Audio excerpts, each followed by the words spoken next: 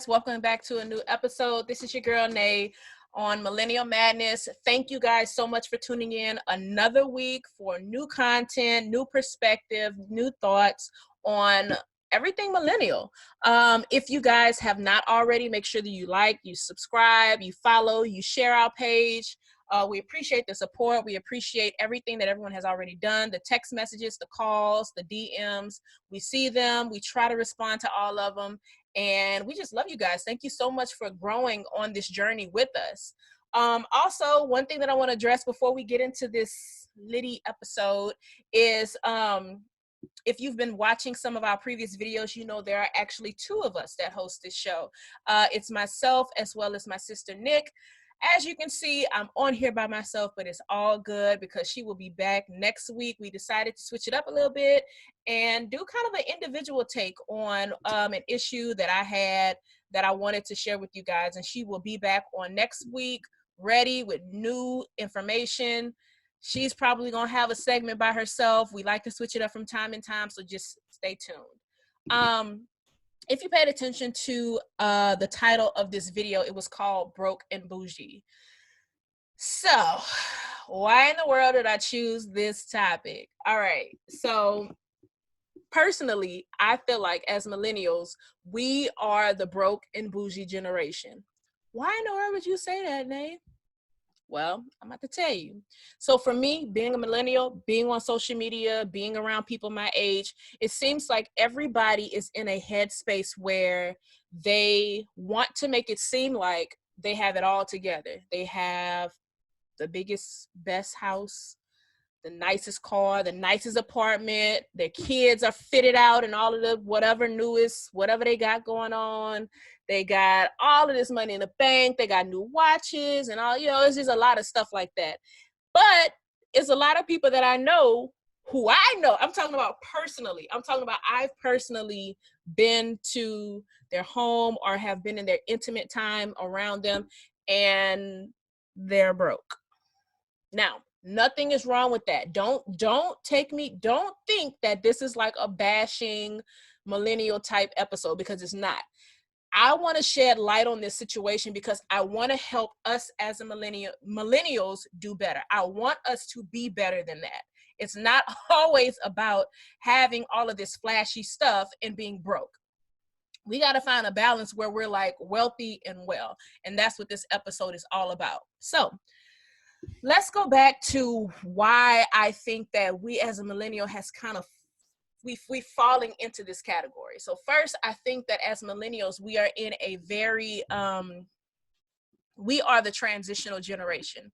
We are smack dab in between the old school and the new school. So we are old enough to remember telephones on, the ones with the cord that you had the little ring around it. We're old enough to remember the waking up early, chores, yes ma'am, no ma'am, catching whippings, and we old enough to remember that. Walking down the street, like we the white tees, all of that.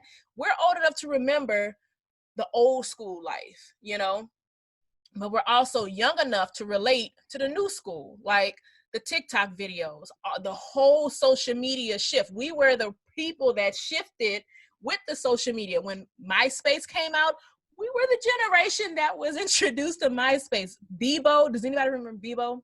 We were the generation that kind of, got our feet wet into all of that, which transitioned to Facebook and Instagram and Snapchat and TikTok. So we're kind of smack dab in the middle of the old school and the new school. So with that comes old school values as well as new school adaptations. We've adapted with the new school as well. So with old school, like myself, my parents, if we're looking at now on a money perspective, my parents were two people who worked hard. I'm not going to sit here and lie and say that we grew up in this like impoverished home with, we had no this and no that. I'm not going to even sit here and lie and say that that was our story, because it wasn't. We were in a position where we never wanted we didn't have everything, but we never wanted anything as well, if that makes sense. So My parents worked hard. You know, my dad, he was the hard worker. We saw the money come in, but we never physically saw it. And it used to get on my nerves because I'm like, you know what? I know this man making money. I know he got me. I know that we have money, but I don't ever see it. Where is this money going? Where, like, what's up? Like, why can I not have this newest, latest, greatest toy that all of my other friends are having? I know the money is there. Like, if something breaks, we get it fixed right then. Where did this $1,000 come from? Like, I know we have money. Why is it not being spent on me? Your money, as my parents, my father and my mother, you should spend your money on me as a child. That's what I thought. I really felt like, come on, man, like, they got the new doll out. Buy it for me. Buy it for my daughter. Buy it for, I'm your daughter. Love me. Make me feel loved. Buy me what I want. And you know, Christmas come around and we'll get a doll, but it was like the knockoff doll, or we get a pair of shoes, but we get like the Shacks. Like, we wouldn't get Jordans, we get Shacks. And so it like played with my mind a while. Like, man, we got money, but they're not spending it. Why? And so when I got older and I got to college, and I was like, man, I'm about to go in. I'm about to really go in. Like, I got a paycheck now. I'm working a job. I'm grown. I'm on college campus. I'm about to spend all my money, everything. Give me the money. I'm spending it. That's how I felt. And so, yeah, it developed into bad habits, and it turned into me not having any money. And so I had to go back and have a conversation with my parents. And honestly, it wasn't until I had children that this actually dawned on me, is that my parents were saving money for the future. So yeah, you know, it was like they would give me, you know, a little bit and stuff like that. But my parents are also set in their older, you know, years. They put a dry stick away for a rainy day. And I couldn't understand that. It wasn't until I was older that I understood that it pays to save. It pays to think long term. It pays to, you know, not spend all of your paycheck. Put something in the savings, you know? And so I think that as millennials, we've lost that. We are so focused on the right now, the quick money, the trying to keep up with everybody, the, you know, oh, I want this, oh, I want that. And, oh, you know, she got a house, so I got to go buy me a house too. Your credit score isn't high enough to buy a house. Or, oh, they got this new car, so I'm going to go ahead and I'm going to try to get this new car too. But you don't have enough money to afford that car. Everybody's trying to keep up with everybody, trying to be bougie, trying to show the world on social media that I got money and I got this and I got that, but you really don't have it. Okay. So we as a generation, personally, to me, we have to get to a place where we recognize we are almost in our 30s. Some of us are in our 30s, and we have to be able to financially secure ourselves for the future. All that fast money and all of whatever that stuff is, like, it works for some people, but you gotta really put your money where you know it's gonna grow long term. Because when you old and you in diapers and all that stuff like that, like, you want to at least have some silk diapers. You don't want to be in some old little, you know, nasty little generic diaper. You want to have some money, right? So we need to discuss, how do we get there as a generation? Okay. One of the first things that I want to address is, I don't want anyone to think that if they have not thought about their future as far as in a financial stance, I don't want you to be discouraged, and I don't want you to think that, you know, it's a bashing situation, because it's not. Because me personally, I had to learn the hard way what it means to save. Okay. One of the first things that I would probably recommend as a generation, not just individual, as a generation, is that as a generation, we need to get educated. We need to get educated about debt.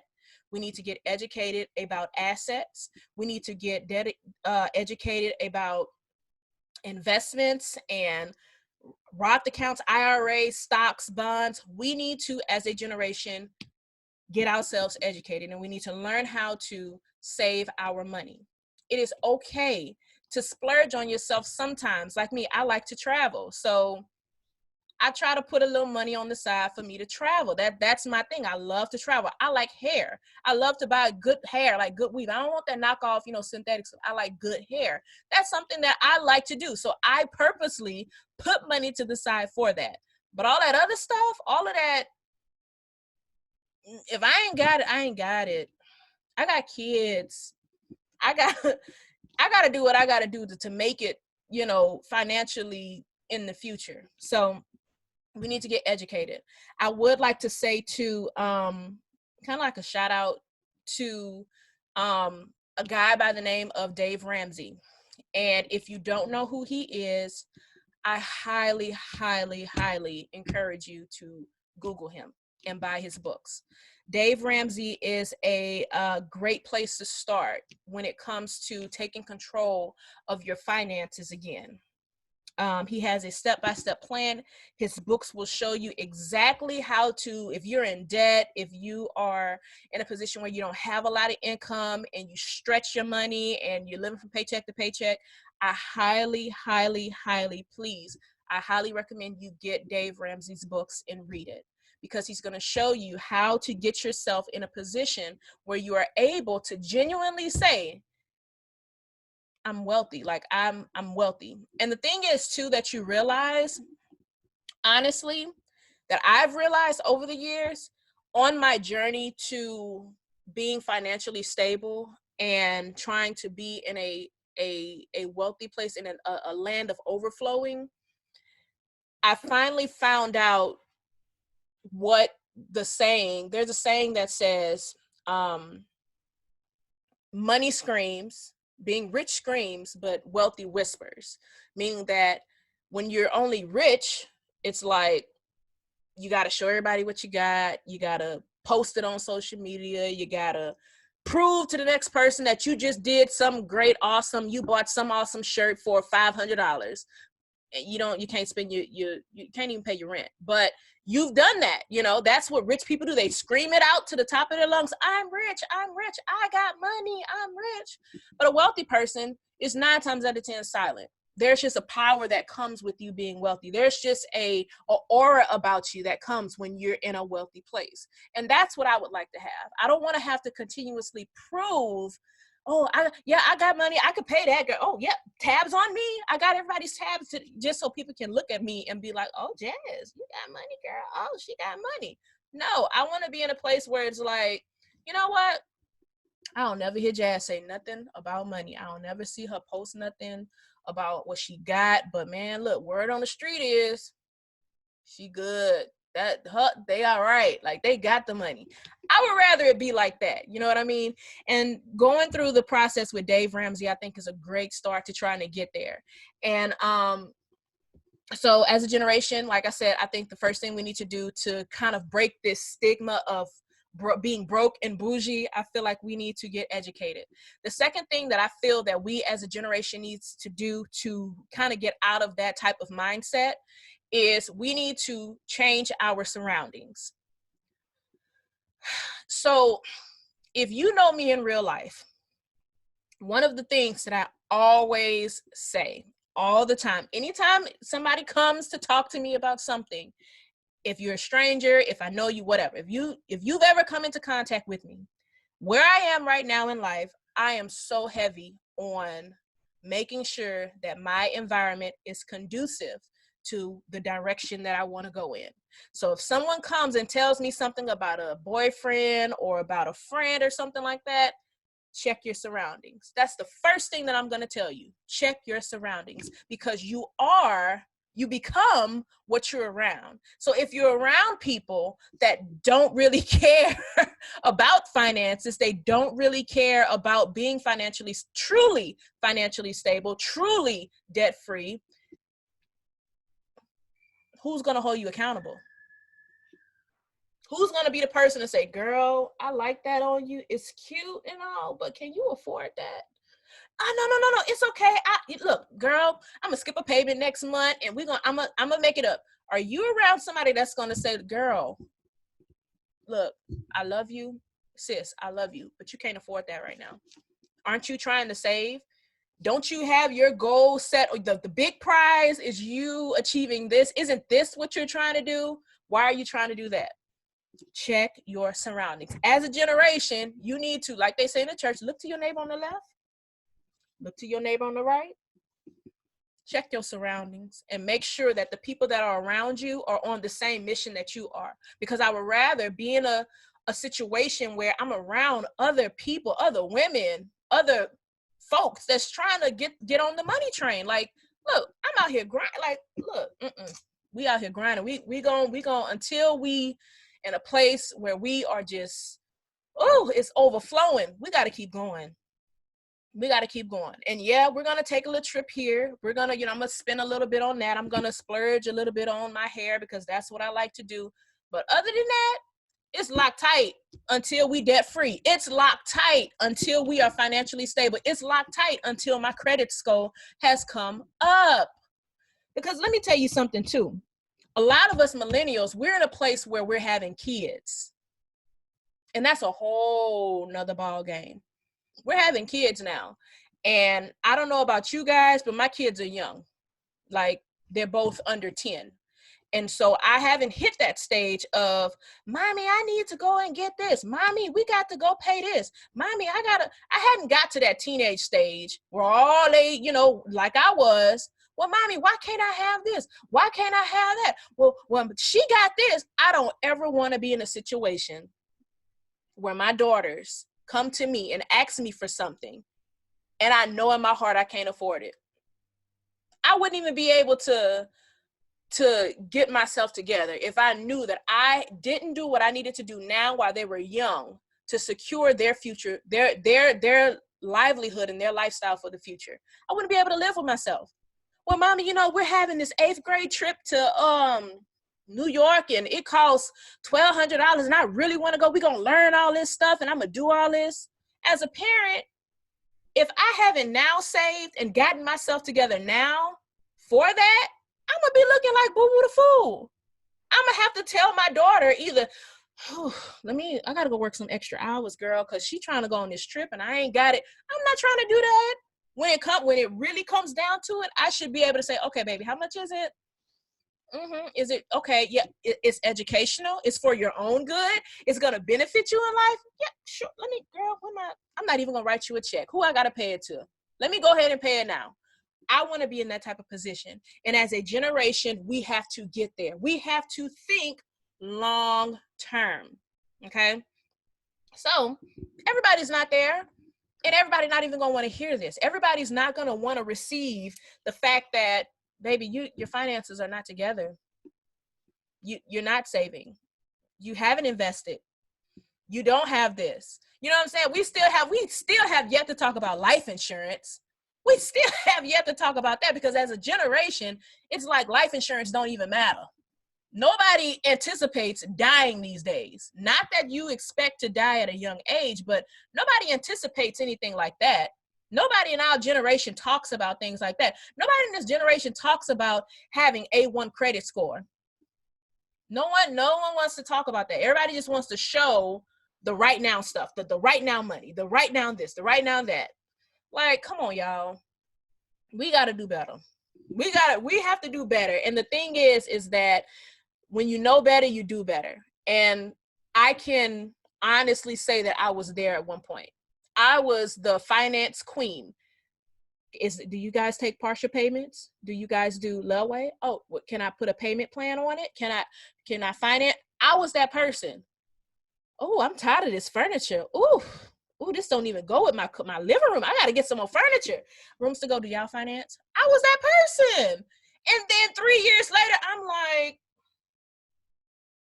I'm still paying on this furniture that got a rip in it, that got stains on it, because my kids didn't waste the juice on it. I'm not doing this no more. When I pay for it, I'm going to pay for it. Cash.